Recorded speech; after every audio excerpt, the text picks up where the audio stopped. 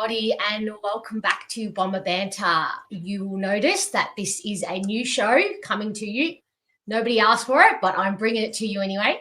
It is going to be the post-replay review.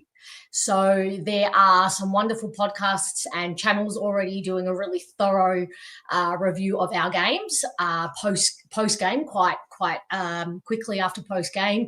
Felix, in particular, from Everything Essendon, does a wonderful job in that space. Obviously, the lunchtime catch-up boys as well.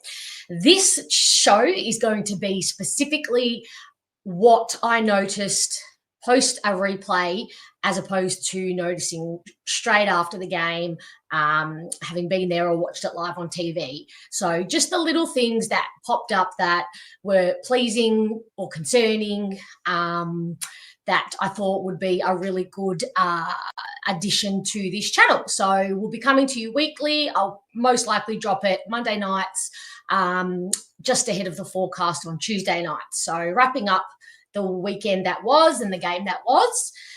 So pretty much if you know me well or you know me from Twitter or X, you'll know that I'm notorious for watching the replays over and over and over. I have a problem, but that's okay. That's a whole nother podcast can be done on that, especially wins. If we play well, I do sometimes watch the losses as well.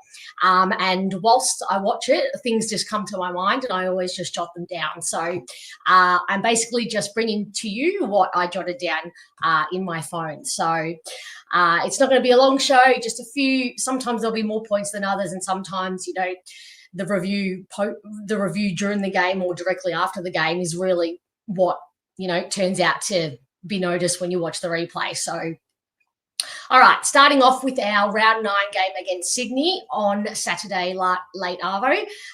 What a pleasant surprise of a win that was. The first thing I noted down was Kako. So whilst he hit the scoreboard and he didn't have a lot of it, but what I did notice was his continued intent to pressure, to chase and run and cause turnovers is just building every week, and he's getting better and better at it. He's getting smarter with when he chooses to go and when he chooses to hold back. But what really standed out to me was too much is being left to him. So you'll see him, if you do watch the replay, and pretty much all of our games so far this year, he'll go from one player to the next player, just running opponents. So he'll start trying to, force a turnover on one Sydney player and then run to the next and run to the next. And ideally, we've got another small forward or another medium forward or a mid doing, coming in to help and taking a bit of the workload for him. So I just think that's probably going to be a bit of structure. And obviously Gresham was out, Menzies not playing, and Archie-Wicks was in his first game. So ideally, Wicker is going to build that side of his game and they can tag team. Davey is another one, Guelphy is another one. Probably want more of Hobbs to be helping him out. It's just you're just constantly seeing Kako bounce from opponent to opponent to opponent, trying his absolute best to force a turnover, and he's doing an incredible job, and a lot of the times he did force the Swans into turnover. So I would just like to see some help for him. The Lizard, Blakey. He had an interesting game. He, in the forecast and to friends before the game, I just constantly said, the Lizard just scares me. He is just notorious. I rate him so highly in the AFL. It's not just that he gets the ball at half back, but it's his bravery and his willingness to run through the chaos. In fact, he draws the chaos and then somehow scoots around it and delivers the ball beautifully as well. So I was just so worried about him, given that we play in chaos and we enjoy congested football. And I was watching him and he was a spare, often in defence. And so he was, wherever we were kicking the ball, he was often to 2 metre Peter when he was down there. He would just come and help McCartan out with a spoil or a mark. And he was just floating, waiting for an opportunity. But in the first 3 quarters, we did not give him the opportunity to do what he does best, and that's find the ball, cause a turnover, and then run it out of our forward 50. We were really great with our skills. we lowered the eyes, we hit forward targets, a few 50-metre penalties helped as well. But his first 3 quarters, he did not have the game he would have liked. And then in the last quarter, we saw that when Sydney's, to be honest, it was Sydney's more experienced players that really stood up and tried to take the game by the horns and kind of motivate the team over the line. And he was one of them. He was finding that he found that next level of energy. We started dropping our heads a bit. We panicked a bit with the momentum shift. And of course, we were really fatigued from the first 3 quarters of really contested football. So I thought he had a really interesting game. I want to talk a bit about Setterfield. This is the second week, but I'm just wondering, when did he get so calm? His game has evolved. He was not that calm. He was not the player I looked to be calm under pressure or, to be able to find a target in congestion or when an opposition is coming to him. But he is becoming one of the more calmer midfielders we have. You kind of think of Zach Merritt and Nick Martin in that realm, but he has impressed me so much. He had 24 pressure acts, 8 tackles. They're the things you kind of expect from him, and he's doing it brilliantly. He adds another layer to that midfield group, probably one that there's no competition for. He's tough at it. He can play a role. He oscillated between Heaney and Warner, and sometimes Rowbottom too. So I just think he deserves a lot of kudos. I think it was another really strong game from our big ginger, 2-metre Peter. His mojo is officially back. I think it's important that we don't measure him this year on his goals, how many goals he's kicking. It was more his presence and his tackling was elite. He was unafraid to go for those big spoils, the big crash and bash, and maybe it was a bit of a FU to Sydney for what happened last year. So I just wanted to shout him out because he's just really, really being a real presence in the team while Draper's out, and also a presence up forward for Caddy. The next thing I kind of said, kind of tying into that, is whilst 2-metre Peter whilst Caddy is walking taller because of 2-metre Peter, I think the same is happening for Ben Mackay now that Reid is in really good form. It's a twofold effect. Not only do you have a teammate who is just going to win more one-on-one battles than lose, but it also becomes a bit of a competitive thing. Well, if he's doing great, I want to do great, and we're going to be great together. So that's more on the mental side and all the subconscious things that are going through his head. He took that first contested one-handed mark in the first quarter, and from then on, I just knew his confidence was at peak level. And from then on, he used the ball at 100% disposal efficiency. Yes, he takes the easy. He doesn't bite off more than he can chew, which is what we want from him. But he also had 4 score involvement. So I think a lot of his improvement is coming from the fact that Reid is also excelling at the moment. The work rate was really, really high. The willingness to spread and link up and just be the next man in the chain, even if they weren't used, it was not I didn't get used, I'm just too tired now. It was just, I'll go again and try again. And I think I don't think it's a coincidence that the younger guys are sparking that. Roberts, Caddy, they're brilliant at it because they're young and, naive and just want to stay in the team and want to get a kick, and nothing is too hard for them at the moment. It's also a personality thing, but I think that is kind of addictive and contagious, and it's definitely wearing off on the group. We were running in packs. There were so many times on the night, it felt like we had an extra player on the ground. How many times have we said that of our opponents, that it just felt like they had an extra player on the ground?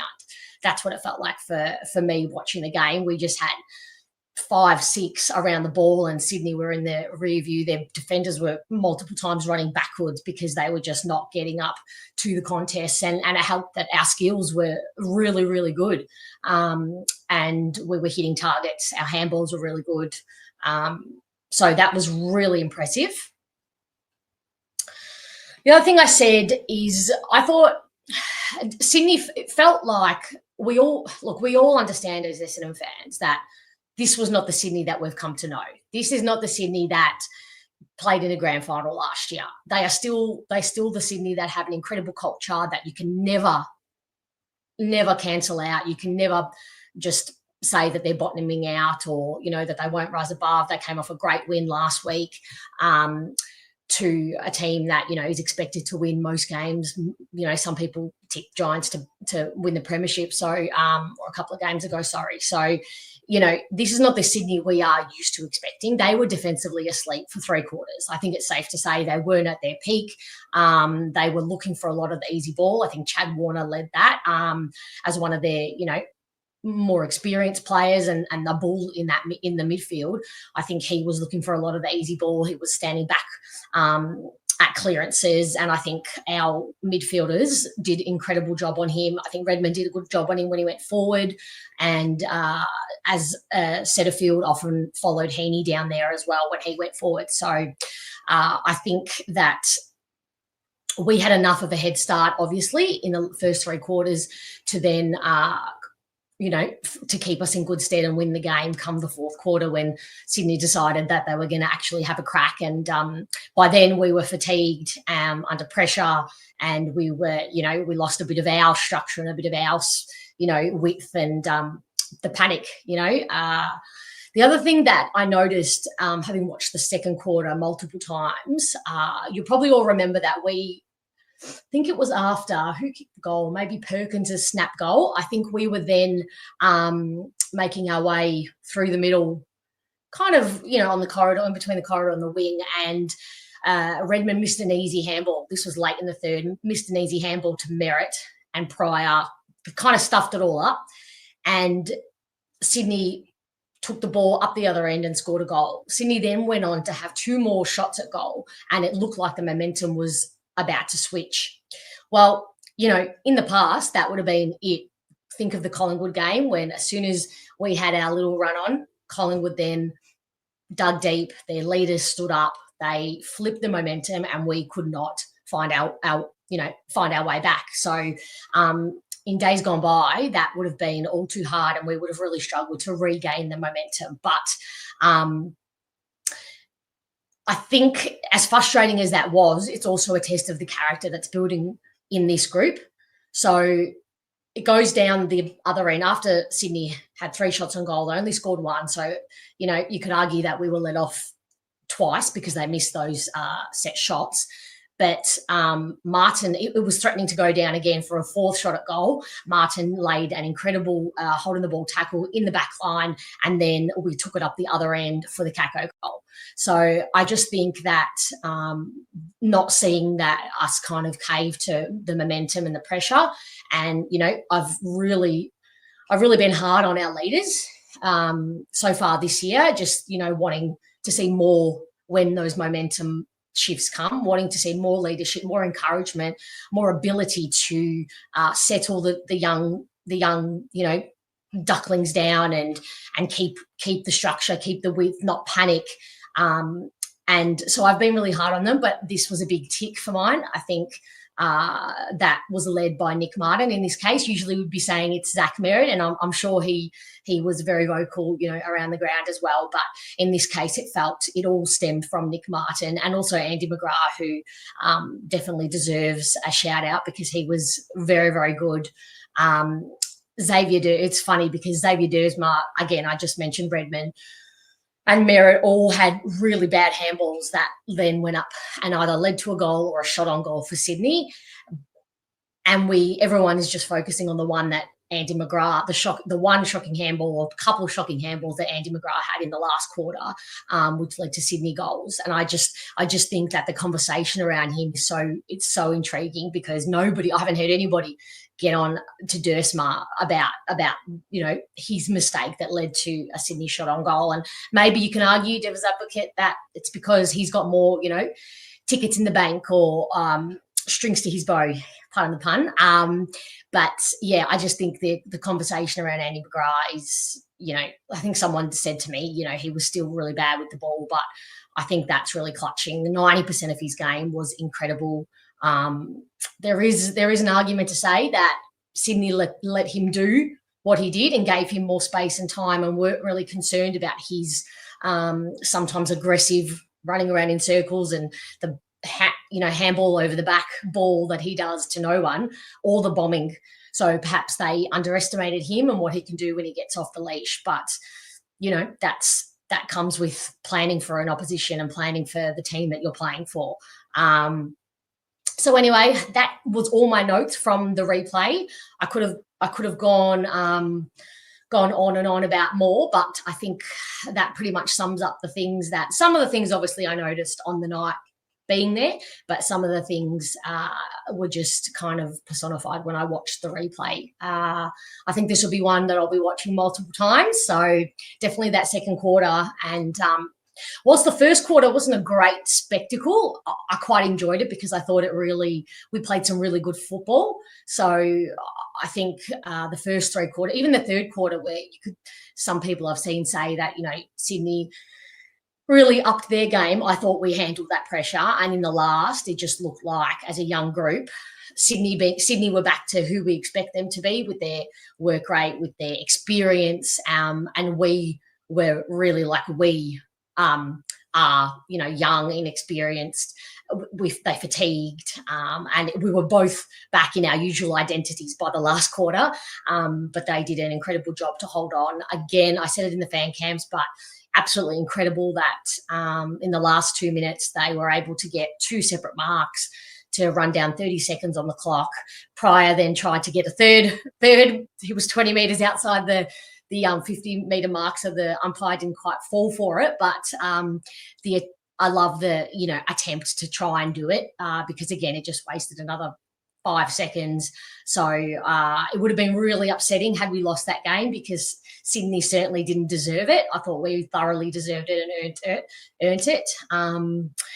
It's a shame that Paul Lewis Hayes in his first game has done an ACL, but like I tweeted the night of the game, no one getting lonely in that rehab group. So the 4 of them, or 3 of them, because Ridley will be out of there soon, or well, in 8 weeks, not soon, but the 3 of the long-term season-ending injury guys will no, it is 4. Brian, Edwards, Draper, and now Hayes. So the 4 of them will work together, motivate each other. They'll all be on the same timeline. It is in a way, it's a better result than if 1 had just done it or 2 had just done a recurring injury, because they'll all be pushing each other to get better. And another tick is that these are all happening before the mid-season draft, so we can plan. I'm sure the Brad Scott alluded to it, that the list management team are going to work. I'm sure, there's lots of games on and lots of scouting to be had and done. So there are diamonds in the rough there. The continual argument I keep seeing from people is, if there was a good enough ruckman playing in the VFL or in outer leagues, he'd be on an AFL list. Okay, but Sam Durham was in the VFL. Nick Martin was in the Waffle. And this is just honest. In Essendon, think of all the other clubs that have picked up players in, pre-season rookie drafts or mid-season drafts, and are playing incredible football. As Brad Scott always says, the talent is there.